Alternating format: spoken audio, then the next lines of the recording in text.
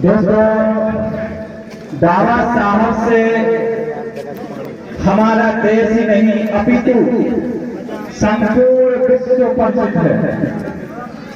लेकिन इस देश में किस प्रकार से बाबा साहब के मिशन को ये मनुवादी लोग दबाने का काम कर रहे थे, लेकिन समय रहते एक ऐसे महापुरुष का जन्म हुआ इस धरती पर जिसने बाबा साहब के मिशन को ऊंचाइयों तक ले जाने का काम किया तथा बहुजन समाज की लाज बचाई। मैं बात कर रहा हूं मान्यवर कांशीराम जी साहब का, जिन्होंने लुप्त होते बाबा साहब के मिशन को फिर से एक नई दिशा दी तथा बुलंदियों तक पहुंचाया। दोस्तों, मेरे पिताजी कहा करते थे, जब मैं छोटा था तब मेरे पिताजी कहा करते थे, बेटा जो काम बाबा साहब ने किया है और वास्तव में उसे सही दिशा देने का काम मानवर कांशीराम जी साहब ने किया। मानवर कांशीराम जी साहब के बारे में मेरे पिताजी बताते हैं कि साहब ने पैदल चल चलकर संगठन मजबूत किया और साइकिलों से रैली निकाल कर पूरे देश में बहुजन समाज को एक करने का काम किया है। आज जिस प्रकार से हम लोग यहाँ पर इकट्ठे हुए हैं, सबके आसपास किस प्रकार से माहौल है, इसे शब्दों में बयां करने की जरूरत नहीं है।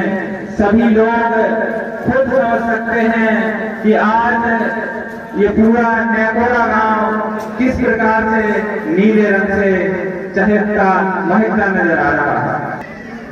कि जिन्होंने लूटा हमें वो सेठ मुंशी मुनीम थे। कौन थे? जिन्होंने लूटा हमें वो सेठ मुंशी मुनीम थे। डूब रही थी कश्ती भंवर में, बेड़ा पार करने वाले भीम थे, बेड़ा पार करने वाले थे। आगे और सुनिए दोस्तों, कमना समझो वीरों से भरा इतिहास हमारा है। कमना समझो वीरों से भरा इतिहास हमारा है।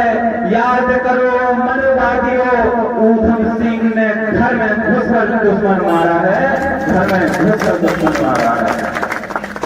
साथियों, अपने आप को उच्च वर्ग का कहने वाले लोग जिस प्रकार से हमारे समाज को अछूत और निम्न कोटि का साबित करना चाहते हैं या कहते हैं, उन्हें शायद पता नहीं है कि शहीद आजम ऊधम सिंह के साथ हमारे ही समाज के थे, जिन्होंने जलियांवाला बाग हत्याकांड का बदला लंदन में जाकर लिया था। जनरल डायर को गोली मार के आया था। हमारा समाज वीरों से परे नहीं है, हमारे समाज में वीरों की कमी नहीं है।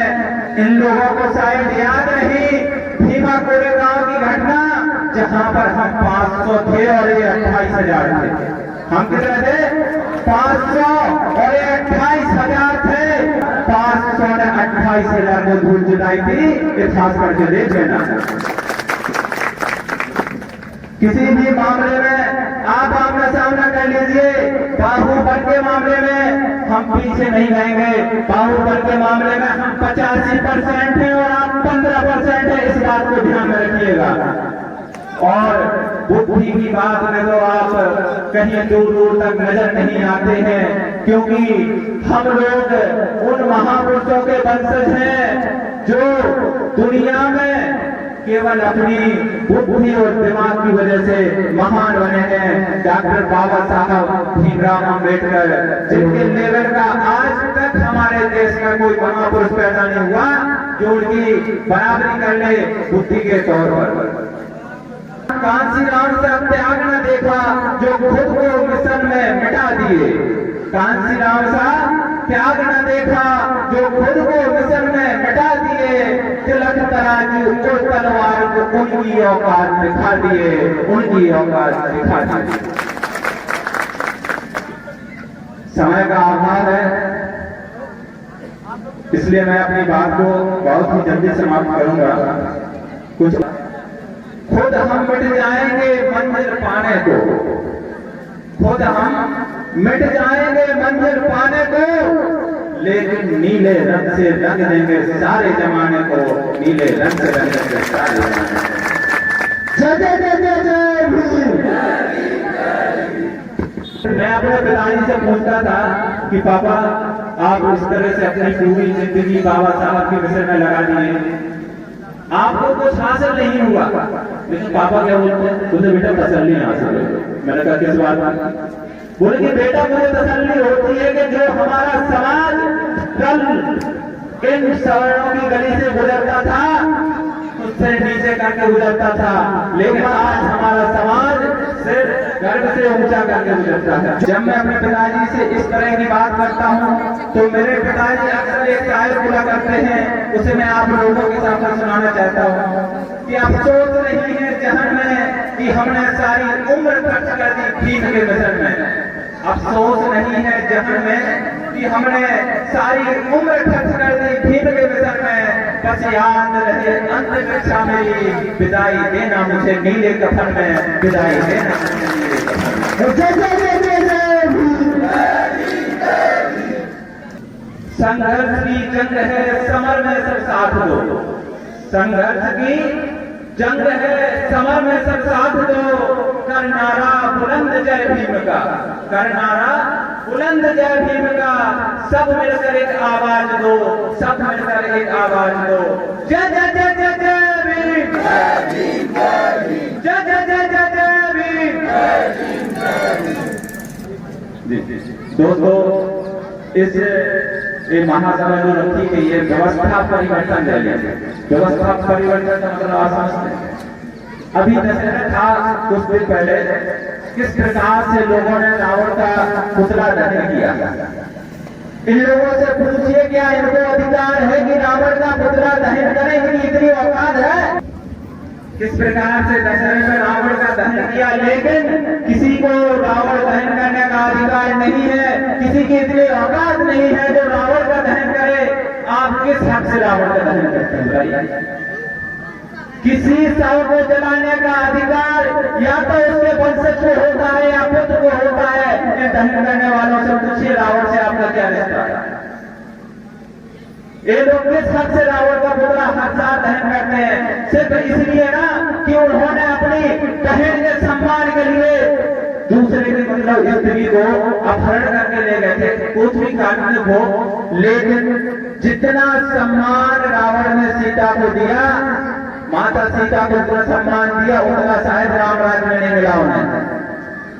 वो क्या कर रही थी? वनवासी एक वन में भटक रही थी, लेकिन जब वो रावण जी यहाँ से अपहरण करके ले गए तो वाटिका में सुरक्षित स्थान पर बैठा दिया।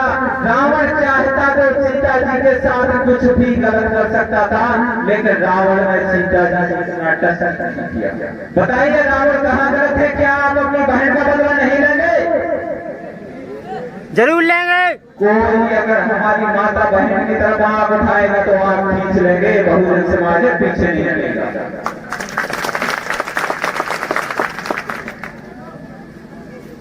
इन लोगों को शर्म करनी चाहिए कि माता सीता जब वनवास काटने के बाद आई तब राम राज्य में क्या हुआ?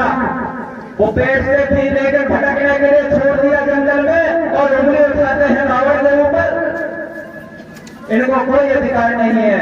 और मैं अपील करता हूँ कि कहीं पर भी किसी भी स्थान पर रावण दहन नहीं होना चाहिए, नहीं होना चाहिए। और समय का अभाव है, बोलना तो बहुत कुछ चाहता हूँ, लेकिन अब बारिश का मौसम है और मैं अपनी वाणी को विराम देता हूँ। जय भीम, जय भारत।